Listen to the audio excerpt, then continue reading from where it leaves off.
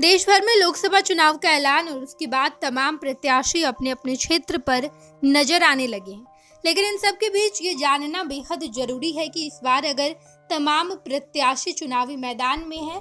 बिहार के संदर्भ में अगर बात करें तो पहले चरण में 4 लोकसभा सीटों पर चुनाव होना है, लेकिन हम आपको जातीय समीकरण के बारे में बताएंगे और ये भी बताएंगे कि बिहार के ऐसे 17 सीट हैं जहां पर लगभग 15 सालों से केवल 11 जातियों के ही उम्मीदवार जीत रहे हैं।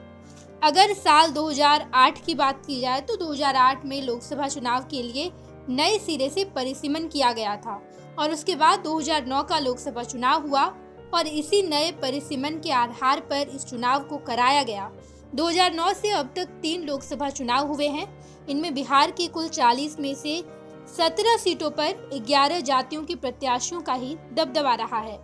इन 3 चुनावों में 4 सीटों पर राजपूत, 3 पर यादव, 2 सीटों पर भूमिहार जाति के उम्मीदवार ही जीत कर आए हैं। ब्राह्मण और कायस्थ उम्मीदवार एक एक सीट पर 15 वर्षों से जीत रहे हैं। वहीं कोयरी, कुर्मी, पासवान, निषाद, मांझी और वैश्य जाति के उम्मीदवारों का एक एक सीट पर वर्चस्व है। राज्य के लगभग 40% सीटों पर 11 जातियों के उम्मीदवार ही पिछले 3 चुनावों से जीतकर संसद तक पहुंच रहे हैं। 40% लोकसभा सीटों पर 11 जातियों से ही उम्मीदवार संसद पहुंच रहे हैं। पिछले 3 चुनाव से यही आंकड़ा है। अगर नालंदा की बात की जाए तो नालंदा में कुर्मी उम्मीदवार को ही जीत मिलती है। नालंदा सीट से कौशलेंद्र कुमार जेडीयू के सांसद हैं। वे कुर्मी जाति से आते हैं। 2009 से अब तक कौशलेंद्र कुमार का इस सीट पर कब्जा है। इसके पहले 2004 में मुख्यमंत्री नीतीश कुमार ने यहां से जीत दर्ज की थी। दरभंगा सीट की बात करें तो दरभंगा सीट से ब्राह्मण उम्मीदवार बनते हैं। विजेता के तौर पर यही देखने को मिलता है। दरभंगा से वर्ष 2009 और 2014 में भाजपा के कीर्ति आजाद ने जीत दर्ज की। 2019 में यहां से गोपाल जी ठाकुर विजय हासिल करने में सफल रहे। दोनों जाति से ब्राह्मण है। मधेपुरा और मधुबनी की बात की जाए तो मधेपुरा, मधुबनी और पाटलिपुत्र में यादव उम्मीदवार जीतते हैं। मधेपुरा में 2009 में जेडीयू से शरद यादव, 2014 में राजद से पप्पू यादव और 2019 में जेडीयू से निशेष चंद्र यादव जीते। मधुबनी में 2019 और 2014 में हुकुमदेव नारायण यादव और 2019 में अशोक कुमार यादव जीत दर्ज की थी। पाटलिपुत्रा से 2009 में रंजन यादव, 2014 से अब तक राम कृपाल यादव जीते हैं। 3 चुनाव में नवादा और मुंगेर की बात की जाए तो इन दोनों ही लोकसभा सीटों पर भूमिहार जाति का कब्जा है। नवादा में वर्ष 2009 में बीजेपी के भोला सिंह और 2014 में गिरिराज सिंह ने जीत हासिल की। 2019 में लोजपा के चंदन सिंह यहां से जीते हैं। मुंगेर में 2009 और 2019 में ललन सिंह ने जीत दर्ज की थी। 2014 में यहां से सूरजभान सिंह की पत्नी वीणा देवी जीतने में सफल रही थी।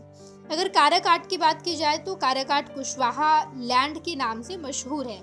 यानी कि काराकाट में कुशवाहा जाति के उम्मीदवार अगर चुनावी मैदान में देखने को मिलते हैं तो जीत केवल और केवल कुशवाहा जाति के प्रत्याशी की ही होती है। काराकाट लोकसभा सीट से 2009 में जेडीयू के महाबली सिंह और 2014 में रालोसपा से उपेंद्र कुशवाहा ने जीत दर्ज की थी। 2019 में महाबली सिंह ने जेडीयू से दोबारा जीत दर्ज की। महाबली सिंह कुशवाहा जाति से आते हैं। इस बार यहां से उपेंद्र कुशवाहा एनडीए के प्रत्याशी हैं। इसके अलावा पटना साहिब की बात की जाए तो पटना साहिब में 3 चुनावों से लगातार जीत रहे कायस्थ प्रत्याशी हैं। भाजपा के टिकट पर वर्ष 2009 और 2014 में शत्रुघ्न सिन्हा पटना साहिब से सांसद बने। 2019 में यहां से भाजपा उम्मीदवार रविशंकर प्रसाद ने जीत हासिल की। रविशंकर प्रसाद इस बार भी मैदान में देखने को मिलेंगे। मांझी के हाथ में रही गया की पतवार। गया लोकसभा सीट से वर्ष 2009 और 2014 में भाजपा के हरिलाल मांझी ने जीत दर्ज की। 2019 में जेडीयू के विजय कुमार मांझी यहां से जीतने में सफल रहे हैं। इसके अलावा मुजफ्फरपुर की बात की जाए तो मुजफ्फरपुर सहने के लिए लकी रहा है। मुजफ्फरपुर में 2009 में जेडीयू से कैप्टन जयनारायण निषाद ने जीत हासिल की। 2014 और 2019 में उनके बेटे अजय निषाद ने भाजपा के टिकट से इस सीट पर कब्जा बरकरार रखा था। पश्चिम चंपारण की बात की जाए तो पश्चिम चंपारण में संजय जायसवाल जीतते आए हैं। पश्चिम चंपारण लोकसभा सीट से वर्ष 2009 से अब तक भाजपा के संजय जायसवाल चुनाव जीत रहे हैं। भाजपा ने इस बार भी संजय जायसवाल पर ही दाव लगाया है। अगर समस्तीपुर की बात की जाए तो समस्तीपुर में 2009 में जेडीयू से महेश्वर हजारी, 2014 और 2019 में लोजपा से रामचंद्र पासवान ने जीत दर्ज की। हालांकि रामचंद्र पासवान का कुछ ही महीनों बाद निधन हो गया और उसके बाद उपचुनाव में उनके बेटे प्रिंस पासवान ने जीत दर्ज की। यानी कि समस्तीपुर में पासवान जाति के उम्मीदवार अगर चुनावी मैदान में देखने को मिलते हैं तो जनता उन्हें ही जीत का स्वाद चखाती है। लेकिन इस बार समस्तीपुर से चिराग पासवान ने शांभवी चौधरी को चुनावी मैदान में उतारा है। वो भी दलित जाति से संबंध रखती है, लेकिन देखना दिलचस्प होगा कि आखिर क्या शांभवी चौधरी प्रिंस पासवान के सीट पर, जो कि ये लगातार रामचंद्र पासवान का जगह रहा है जहां से प्रिंस पासवान ने भी उपचुनाव में जीत दर्ज की थी, लेकिन इस बार जब शांभवी चौधरी को कमान दिया गया है, चिराग पासवान ने शांभवी चौधरी को ये कमान दिया है, तो क्या शांभवी चौधरी जीत दर्ज कर पाएंगे या नहीं, देखना दिलचस्प होगा। फिलहाल ये 17 लोकसभा सीटें जहां पर लगभग 15 सालों से, यानी कि 3 लोकसभा चुनाव, 2009 की बात करें, 2019 की बात करें और अब जब हम 2024 में हैं तो देखना दिलचस्प होगा कि कौन जीत हासिल करता है। पैनोरमा ग्रुप, जो सोचता है वो करता है, आपके अपने सपनों का आशियाना।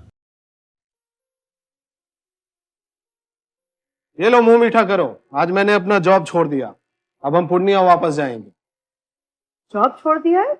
मतलब ये घर कैसे चलेगा? हम करेंगे क्या? और माँ बाबूजी क्या बोलेंगे? इसलिए मैं एक और मिठाई का डब्बा लाया। अपने बिजनेस के लिए लोन अप्रूव हो गया। अरे लोन अप्रूव हो गया वो तो ठीक है, लेकिन पूर्णिया में हम रहेंगे कहाँ? अपना घर भी तो नहीं है वहाँ। इसलिए तो एक और मिठाई का डब्बा अलग से लाया हूँ। हमने पूर्णिया में घर ले लिया है, पूर्णिया के ई होम्स पैनोरमा में। पूर्णिया में पैनोरमा ग्रुप लेकर आए हैं ई होम्स पैनोरमा। बड़ा घर, आलीशान जिंदगी और अत्याधुनिक सुविधाओं के संग। अरे अब क्यों मुंह मीठा करवा रही हो? क्योंकि हम घर वापसी जो कर रहे हैं। घर वापसी की खुशी पूर्णिया में ई होम्स पैनोरमा के संग।